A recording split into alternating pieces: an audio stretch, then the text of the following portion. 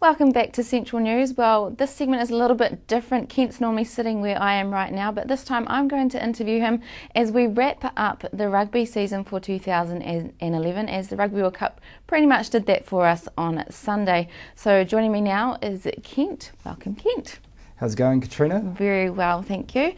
So it's been quite a long rugby season.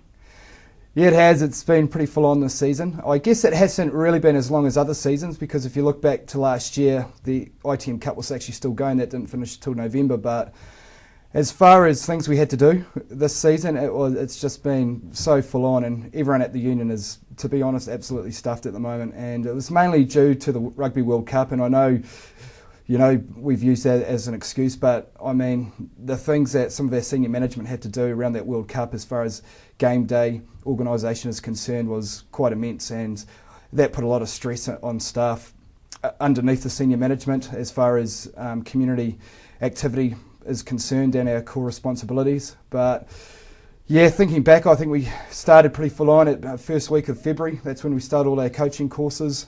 We have to get all 900 coaches through coaching courses, and then our competitions start with club rugby and junior club rugby, then secondary school rugby, and our ITM Cup was sort of in August this year, July, August, when there was still school rugby going on, and that only lasted 8 weeks, so there's a lot of pressure there for our high performance staff members, our head coach and those sort of guys. So no, it's been a full-on rugby season, but it's been a very rewarding one. But we're certainly looking forward to Christmas and having some time off, and then hitting the 2012 season fizzing.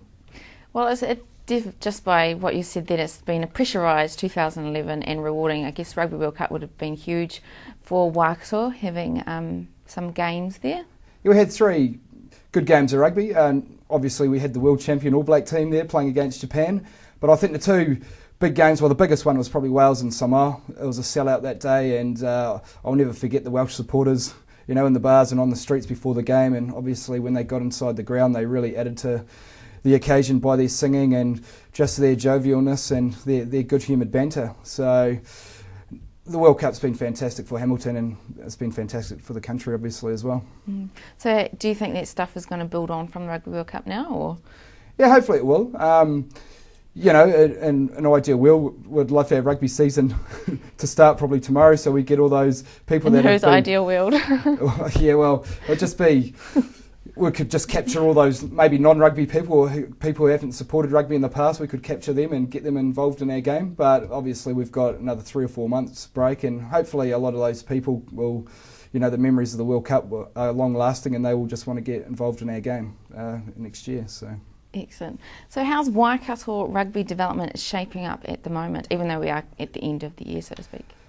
Yeah, it's been another good season as far as our development's concerned. We've got 4 guys into New Zealand secondary schools, which is, you know, we use national representation as a fairly reliable measure on where our development is at.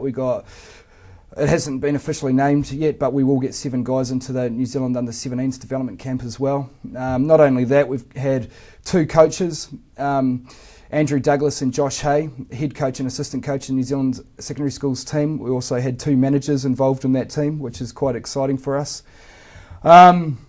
Our age group rep teams went through unbeaten this year. Under-16s didn't lose a game, and they won the Under-16 Northern Region competition for the first time since 2004. Our Under-17 team went through unbeaten also. Not only that, we gave an opportunity for 245 boys to represent either a sub-union or a Waikato rep team, which is great. And out of that, 53% are from city schools and 47% are from country schools. So every school out there is getting represented, and everyone's getting an opportunity to play for Waikato or a sub-union team of sort and be involved in a Waikato Rugby Union development program. So that's been good. As far as school rugby is concerned, I think their competition structure for First 15 was excellent this year, and it was a real competitive competition, which is really, really positive. So our better players are getting challenged week in and week out. As far as coaches are concerned, we had 900 coaches this year, which is a great number. I think we are 3rd nationally as far as coach to player ratios is concerned. I think we have 1 coach to every 10 players, which is good. Yeah, so we've got, again, this year we had just under 9,000 rugby players within our province, which is a great number, and we've maintained that number for almost 10 years now, and we've also had just under 900 coaches, and we've been able to maintain that number. So good numbers. The game is still strong. It's still alive and kicking in the Waikato. Hopefully we can continue to grow that. So yeah, development is looking all right. Hopefully we can improve it. Sounds like there's plenty of talent here in the Waikato. So what has been the highlight for you this season? There's been many highlights, I guess. I guess our age group rep teams, I just mentioned it a minute ago, going through unbeaten. A lot of time and effort goes on into those teams and the selection of those teams. And to see those boys develop themselves into very good rugby players, which in turn produced a couple of really good teams, that was certainly a highlight for me.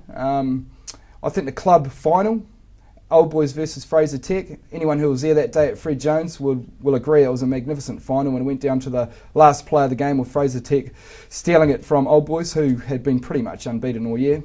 So that was exciting. Waikato making the ITM Cup final again. Probably never forget that game against Auckland. We needed that try to give us a home final, and Stephen Donald, the man of the hour, he got that final try, didn't he? Again. Yeah, again in the 84th minute. So that was a highlight. And I guess you can't go past the Rugby World Cup and the All Blacks becoming world champions again. So yeah, no, it's been an outstanding season. There's no question. Excellent.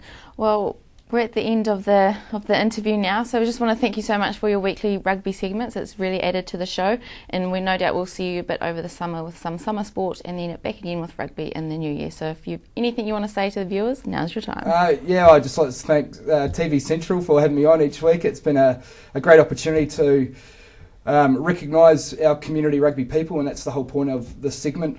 You know, no one's getting anything out of it, money or anything like that. It's just all it's about is recognising our hard-working people out in our community. And we've done about 25 interviews now, so it's been well worth it. People are starting to watch the Friday segment. They've seen it on our website and that type of thing, and it's just a great way for Waikato Rugby Union to promote their community game as well. So thanks very much to all the team here. It's been awesome, and I can't wait till next year to start it all over again. So excellent. Thanks, work. Kent. Kent Curry there, Waikato Rugby Development Manager. After the break, we have Wanda Britton telling us about the book fair in Te Aroha.